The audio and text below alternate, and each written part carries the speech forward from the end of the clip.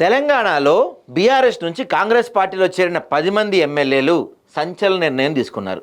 ఈరోజు మాజీ మంత్రి దానం నాగేందర్ ఇంట్లో సమావేశమైన 10 మంది ఎమ్మెల్యేలు సుప్రీంకోర్టు నోటీసులు, అసెంబ్లీ సెక్రటరీ జారీ చేసిన షోకాస్ నోటీసులపై పెద్ద డిస్కషన్ చేశారు. అనర్హత వేటు పడేలా బీఆర్ఎస్ పార్టీ ఒత్తిడి చేయటం, కోర్టు తీర్పుపై ఆందోళన, మిగిలిన బీఆర్ఎస్ ఎమ్మెల్యేలు కలిసి రాకపోవటం వలన ఈ వలస ఎమ్మెల్యేలంతా తిరుగుటపాకు సిద్ధమవ్వాలని నిర్ణయించుకున్నారంట. 13 నెలల క్రితం జరిగిన ఎన్నికల్లో బీఆర్ఎస్ పార్టీ పరాజయం పాలవటం, ఆ తర్వాత కాంగ్రెస్ చేపట్టిన ఆపరేషన్ ఆకర్ష్తో 10 మంది ఎమ్మెల్యేలు కాంగ్రెస్ చేతిని అందుకున్న విషయం తెలిసిందే. అయితే ఈ 10 మందిపై అనర్హత వేటు వేయాలని బీఆర్ఎస్ పార్టీ న్యాయ పోరాటం చేస్తుంది. గతంలో వీరిపై చర్యలు తీసుకోవాలని హైకోర్టుకు 3 నెలలు గడువిచ్చింది. ఈ గడువు కాలం తీరిపోయినా చర్యలు తీసుకోలేదని ఆరోపిస్తూ బీఆర్ఎస్ మరోసారి సుప్రీంకోర్టు ఆశ్రయించింది. ఈ నెల 10న ఈ పిటిషన్పై విచారణ జరగడంతో ఎమ్మెల్యేల్లో గుబులు రేగుతుందంటున్నారు. బీఆర్ఎస్ చర్యల వల్ల తమపై అనర్హత వేటు పడుతుందని, ప్రస్తుత పరిస్థితుల్లో ఎన్నికలు ఎదుర్కోవడం కష్టమని మెజార్టీ ఎమ్మెల్యేల ఆందోళన చెందుతున్నారంట. ఇదే సమయంలో మాజీ మంత్రి దానం వంటి వాళ్ళు కాంగ్రెస్పై తిరుగుబాటు సిద్ధమవుతున్నారంట.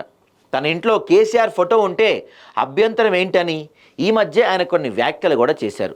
ప్రస్తుత పరిస్థితుల్లో కాంగ్రెస్ ప్రభుత్వంపై వ్యతిరేకత ఎక్కువ ఉందనే ఆలోచనతో పార్టీ మారిన ఎమ్మెల్యేలు పునరాలోచన పడ్డారు. దానం ఇంట్లో సమావేశమైన ఎమ్మెల్యేల్లో కొందరు ఈ ప్రతిపాదన తెచ్చారంట. పార్టీ మారిన నియోజకవర్గాల్లో కాంగ్రెస్ క్యాడర్తో సఖ్యత ఏర్పడకపోవటం, బీఆర్ఎస్ శ్రేణులు శత్రువులా చూడటం వల్ల తాము రాజకీయంగా నష్టపోయే ప్రమాదం ఎక్కువ ఉందని ఎమ్మెల్యేలు భావిస్తున్నారంట. ఈ పరిస్థితుల్లో మళ్ళీ గులాబీ కండువాలు కప్పుకునేందుకు సామూహికంగా నిర్ణయం తీసుకుందామని కొందరు చెప్పారంట. ఇదే జరిగితే మాత్రం సీఎం రేవంత్ రెడ్డికి గట్టి షాక్ తగిలినట్టే. పార్టీకి చెందిన 10 మంది ఎమ్మెల్యేలు రహస్యంగా సమావేశం కావటం, తనను నమ్మి పార్టీలోకి వచ్చిన 10 మందిని కాపాడుకోలేని పరిస్థితి వస్తే రాష్ట్ర రాజకీయాల్లో భారీ కుదుపు చోటు చేసుకునే అవకాశం ఉంటుంది. మరోవైపు జంపింగ్ ఎమ్మెల్యేలు తిరుగుటప్ప ఆలోచన వల్లే సీఎం అధ్యక్షతన జరిగిన సిఎల్పి సమావేశానికి కూడా వెళ్ళకూడదని నిర్ణయం తీసుకున్నట్టుగా రాజకీయ విశ్లేషకులు చెప్తున్నారు.